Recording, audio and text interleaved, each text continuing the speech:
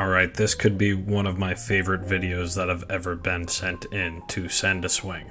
The hallway shot, where not only is it in a tight hallway, your flat and laid off backswing is going to nearly scrape the wall at the top of the swing, holding a pretty good bow, but that laid off position is going to trap you to the inside, twirling the club over and almost catching that ceiling light on the way through. So pretty dangerous action going on there, and actually a decent place to practice if you're going to try to stop yourself from getting laid off. So stand a foot closer to that wall behind you and learn not to hit that wall in the backswing. That will be pretty effective. But on a more serious note, let's take a look at the things that matter. Not your rounded back position, your stance is a little bit on the toes, which might have you leaning into the ball. But beyond that, let's get a path line up and watch this first move in the backswing. What you're going to do is keep the arms steady, keep your body turning, and work that club to the inside. As you do that, you, however, roll the face open by twisting and rotating the forearms open, and you can see that right here as you pass between your P2 and P3 positions. We're going to see that this is a conflicting move because when you arrive to the top, that rolling open has kept that club pretty laid off, but you've retained an excellent bowed angle in that lead wrist to be able to sort of subsidize how open that club face gets. On the way back down, your body recognizes that the face is open, will likely do one of two things: try to flip it closed or try to throw it over the top.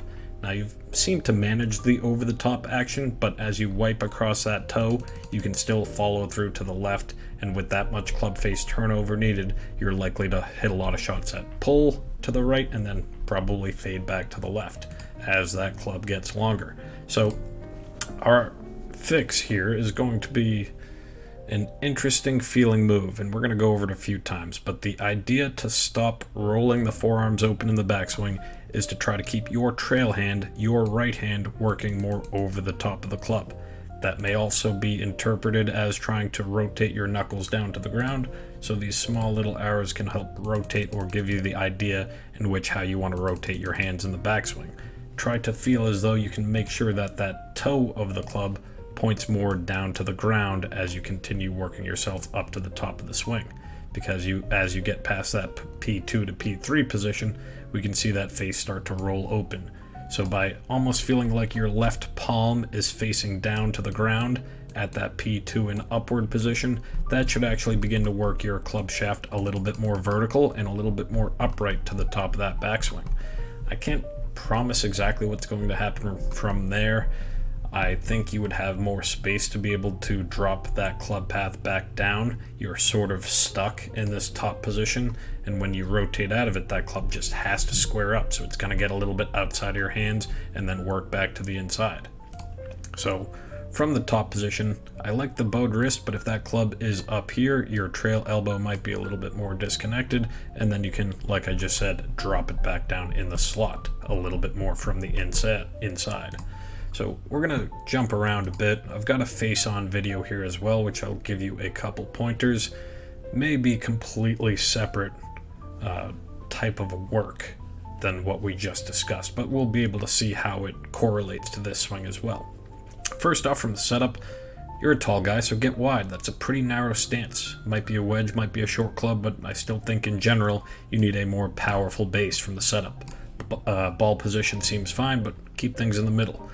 I also think you can get rid of a little bit of that bent angle in your lead wrist from setup just by giving yourself a slight forward press. But we'll mark a couple positions, favorite spots on the left hip, your right hip, and top of the head. As we play through, we're going to see good arm extension and width away from the body. We know you've maintained those wrist angles, but as that back forearm begins to disappear behind the lead forearm, that'll show once again that that club is rolling open. Now, at the top position, we see a near reverse pivoted move. The hips have not swayed off the ball too much, but your left hip is higher than your right hip, and that's going to get your upper body leaning into it a bit. A few things can happen from there. You do continue to lean that upper body down and into the ball, making more of a downward type of strike, again, explaining away some of the issues you might have as the club gets longer. This is a swing that's very well suited for hitting down and hitting across those short irons to generate some spin and a nice fade.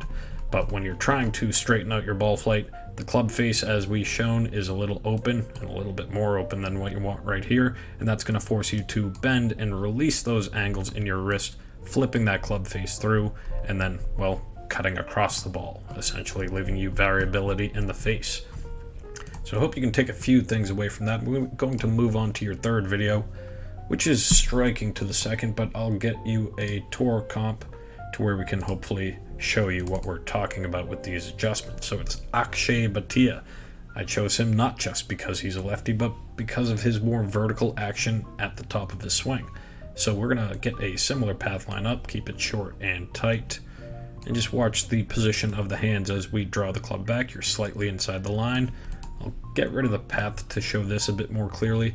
Notice how your trail hand is, let's say, horizontal to the lead hand.